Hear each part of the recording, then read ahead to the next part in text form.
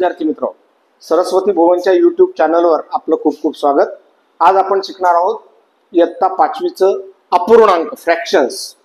सगळ्यात पहिले आपण शिकणार आहोत की हा अपूर्णांक तयार कसा होतो, या अपूर्णांकाची ओळख, इंट्रोडक्शन ऑफ फ्रॅक्शन्स आज आपण शिकणार आहोत। विद्यार्थी मित्र, तुम्ही बघू शकता की तुमच्या या बोर्डवर 3 वेगवेगळ्या आकृत्या, 3 वेगवेगळ्या गोष्टी आपण चिटकवलेल्या आहेत। एक आहे वर्तुळ, दुसरा आहे चौरस आणि तिसरा आहे आयत। ह्या वस्तू ज्या आहेत याला आपण पूर्ण वस्तू असं म्हणतो। याला आपण इंग्रजीमध्ये इंटिजर आणि मराठीमध्ये त्याला म्हणतात पूर्णांक। आणि हा जो पूर्णांक आहे हा गणिती भाषेमध्ये आपण या पद्धतीने म्हणजे या पद्धतीने आपण त्याला दर्शवू शकतो। पण जेव्हा एखाद्या पूर्ण वस्तूचे आपण जेव्हा 2 भाग करतो, की जसं की बघू शकतो आपण की माझ्याकडे वर्तुळ आहे एक, आणि ह्या वर्तुळाचे समान मी 2 भाग केले बघा। तसंच पलीकडे जो आहे आयत, आयताचे सुद्धा मी समान 2 भाग केले।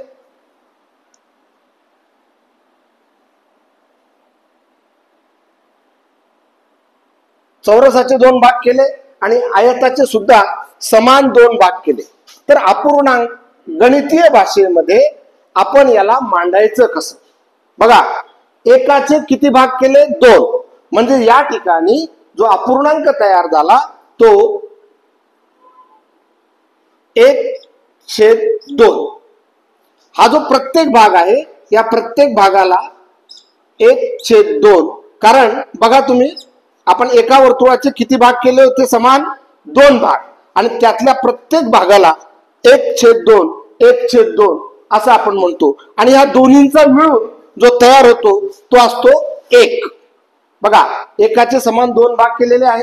आता हा जो अपूर्णांक आहे हा वाचायचा कसा, इंग्रजीमध्ये मराठीमध्ये बघूया आपण। हा जो आहे 1/2 या पद्धतीने आपण वाचतो, किंवा 1/2 असं याचं वाचन होतं। इकडे पण बघा, एका चौरसाचे आपण 2 समान भाग केले, म्हणजे प्रत्येक जो भाग आहे तो 1/2 या पद्धतीने आपण त्याला दर्शवू शकतो। आयताचं पण बघा, आयताचे पण आपण समान 2 भाग केलेले आहे, त्याला सुद्धा आपण 1/2 या पद्धतीने आपण मांडू शकतो। हा जो अपूर्णांक आहे इथं या ठिकाणी तुम्ही बघू शकता, हा अपूर्ण तयार झाला, म्हणजे अपूर्णांक तयार झाला। हा जो अपूर्णांक आहे, आता हा वाचायचा कसा? हा जो अपूर्णांक आहे या ठिकाणी जी मी छोटीशी रेष मारलेली दिसते त्याला इंग्रजीमध्ये फ्रॅक्शन बार असं म्हणतात। आणि हा जो फ्रॅक्शन बारच्या वर जो लिहिलेला अंक आहे त्याला म्हणतात न्यूमरेटर, आणि जो खाली लिहिलेला आहे त्याला म्हणतात डिनॉमिनेटर। म्हणजे मराठीमध्ये याला म्हणतो आपण अंश, आणि हा झाला छेद। अंश आणि छेद बघा, जर आपण एका वर्तुळाचे समान 3 भाग केले तर तो कसा लिहिल मी बघा। समान 3 भाग,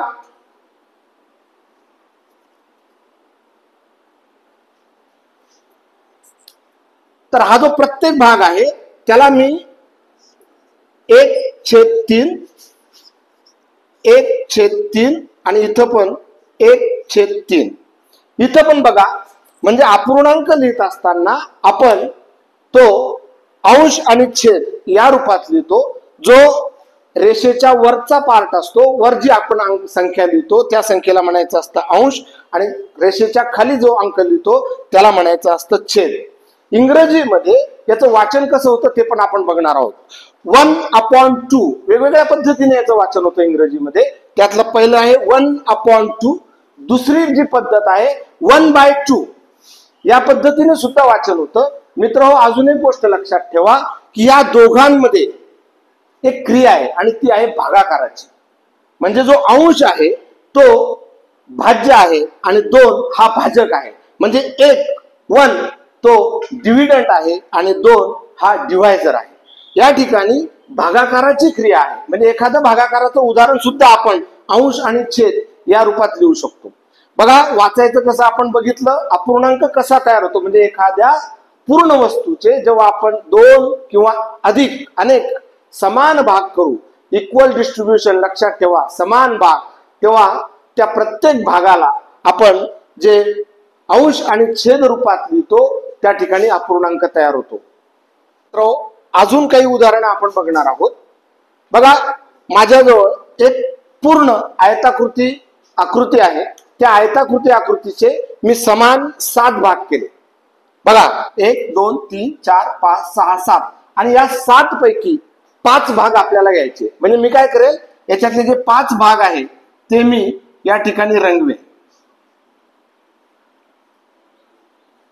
म्हणजे रंगवलेला जो भाग आहे तो तुम्हाला अपूर्णांक दर्शवितो. म्हणजे एकाचे किती भाग केले, 7, आणि 7 पैकी किती भाग रंगवलेले आहे तर 5. बघा विद्यार्थी मित्रांनो, अशा पद्धतीने अपूर्णांक तयार होतो. या अपूर्णांकामध्ये आपण याचं वाचन कसं करतो ते तर आपण बघितलं. परत एकदा बघूया. 5/7 मराठीमध्ये वाचन करा. जर इंग्रजीमध्ये वाचन करायचं असेल तर 5/7 किंवा 5/7 या पद्धतीने पण तुम्हाला वाचन करता येईल. हे बघा, हे 2 अपूर्णांक अजून आपल्या समोर आहेत. 4/5 किंवा 4/5 असंही आपल्याला वाचन करता येईल. 1/4 किंवा 1/4 या पद्धतीने पण वाचन करता येईल. लक्षात ठेवा, फ्रॅक्शन बारच्या वरचा जो अंक आहे त्याला आपण